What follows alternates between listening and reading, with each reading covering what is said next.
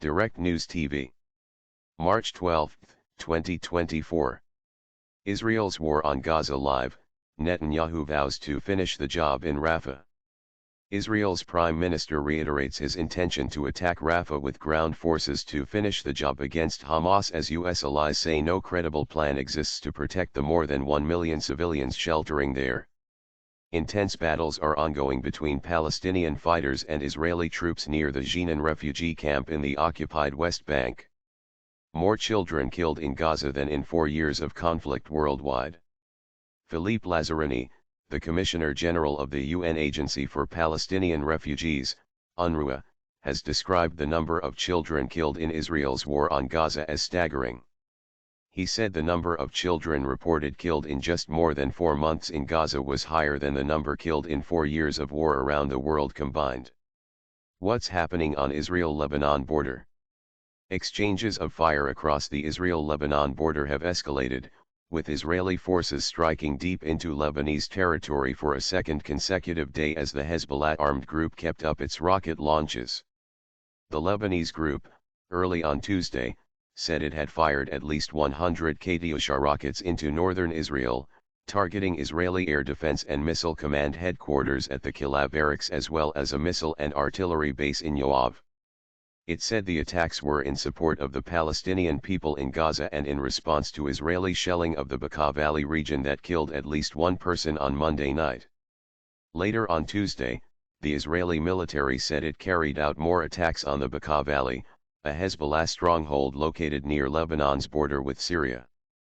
The Israeli military said it struck 2 Hezbollah military command centers in the Baalbek area. At the time of the attacks, Lebanon's NNA news agency said at least 1 person was killed and 10 more wounded in the attacks, while Hezbollah later said 2 of its members were killed in the attacks. The violence is the worst since Hezbollah and Israel fought a war in 2006.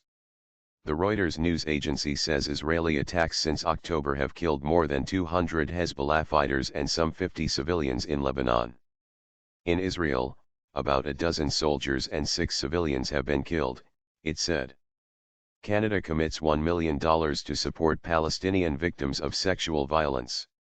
Canadian Foreign Minister Melanie Joly has pledged $1 million to support investigations into allegations of sexual and gender-based violence against Palestinian women. We believe Palestinian women. Allegations on sexual and gender-based violence against them must be investigated and Palestinian women must be supported, Joly wrote on X. The move comes 2 days after Joly said Canada would provide $1 million to organizations supporting survivors of sexual violence during Hamas's attacks on October 7. 2 Hezbollah fighters killed in Israeli attacks. Lebanon's Hezbollah group says 2 of its fighters from the Bekaa Valley have been killed after Israeli warplanes launched attacks on the area for a second consecutive day.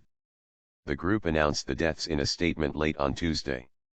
The Bekaa Valley, a stronghold of the Lebanese armed group, is near Lebanon's border with Syria. U.S. military says Houthis fired missile at USS Laboon. The U.S. Military Central Command, CENTCOM, has said that the Houthis have fired a close-range ballistic missile at the USS Laboon in the Red Sea. The missile did not impact the vessel and there were no reported injuries. The U.S. military also destroyed 2 unmanned aerial systems launched from Yemen. The Houthis have pledged to escalate their attacks on vessels in the Red Sea and Gulf of Aden, carried out in protest of Israel's war on Gaza, during the month of Ramadan. Witnesses say slain Palestinian teens shot fireworks up in the air, not at soldiers. The Israelis say Rami el-Halhili had endangered their lives by shooting fireworks towards them. But eyewitness accounts have corroborated 2 videos that we've seen. One is of the boy shooting the firework up in the air, not in the vicinity of the Israeli soldiers. And the other is of him shot, lying on the ground, and his mother is seen devastated.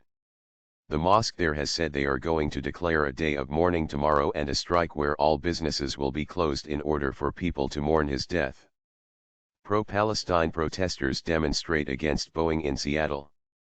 Dozens of activists have rallied outside the Aerospace and Defense Summit in the U.S. city of Seattle in Washington to protest Boeing's military contracts with Israel. They carried signs that said, Boeing arms genocide, and Boeing sold 1,000 smart bombs to Israel during the genocide. According to Bloomberg News, following Hamas's attacks on October 7, Boeing accelerated the delivery of 1,800 kits that convert unguided bombs into precision munitions as part of a 2021 commercial deal with the Israeli military worth about $735 million. And in December, Amnesty International's investigation into 2 Israeli air raids that killed 43 people in Gaza found codes printed on metal fragments recovered from the rubble linking the bombs to Boeing. How Biden adopted call for ceasefire without shifting policy. When U.S. Vice President Kamala Harris called for an immediate 6-week-long ceasefire in Gaza earlier this month, the crowd in Selma, Alabama, erupted in cheers. While her words seemed to echo calls for an end to Israel's war, critics say she fell short of announcing a real policy shift. Beth Miller, the political director for Jewish Voice for Peace Action, said it is unacceptable that the Biden administration is only calling for a pause in the fighting while refusing to use U.S. leverage to end Israel's war. We are calling for an immediate and permanent ceasefire that will end the bombardment and the killing of Palestinians in Gaza.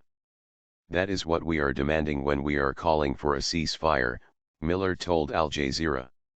That is the only way to prevent and to stop this unfolding genocide. It is the only way for hostages to be released. It is the only way for the siege to be lifted and for there to be moving forward a path where people can actually live in peace and in justice. Ben-Gvir salutes Israeli soldiers after killing of Palestinian boy.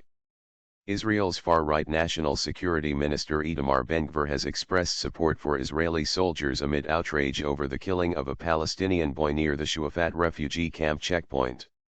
Rami El-Halhili, 13, was shot in the chest while he was playing with fireworks.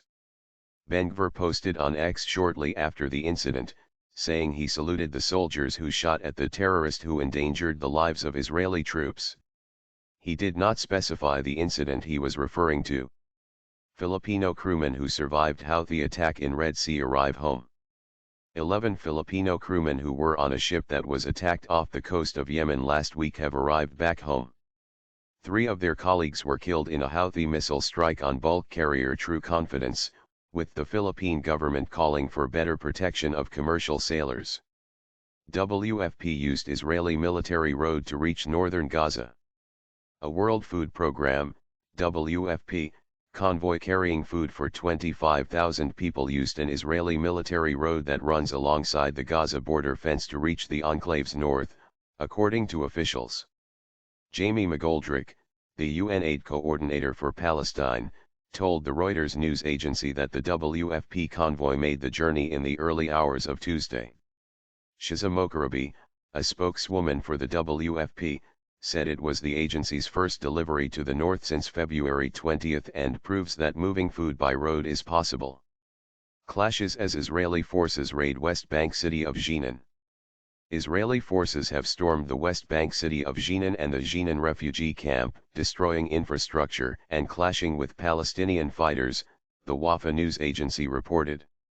Dozens of Israeli military vehicles and bulldozers, supported by drones and an undercover special unit, took part in the raid in the early hours of Wednesday, it said.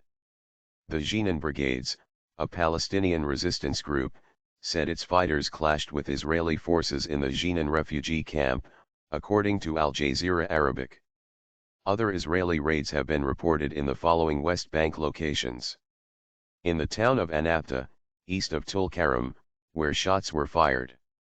In the village of Burin, south of Nablus, where Israeli forces attacked a vehicle wounding a 35-year-old man and his 3-month-old child. Earlier, we reported that Israeli forces shot and killed 3 Palestinian civilians, including a teenage boy playing with firecrackers in occupied East Jerusalem. My name is Kingsley. Please like, share, subscribe and hit that notification bell so you can be the first to be notified whenever we post. You won't regret it.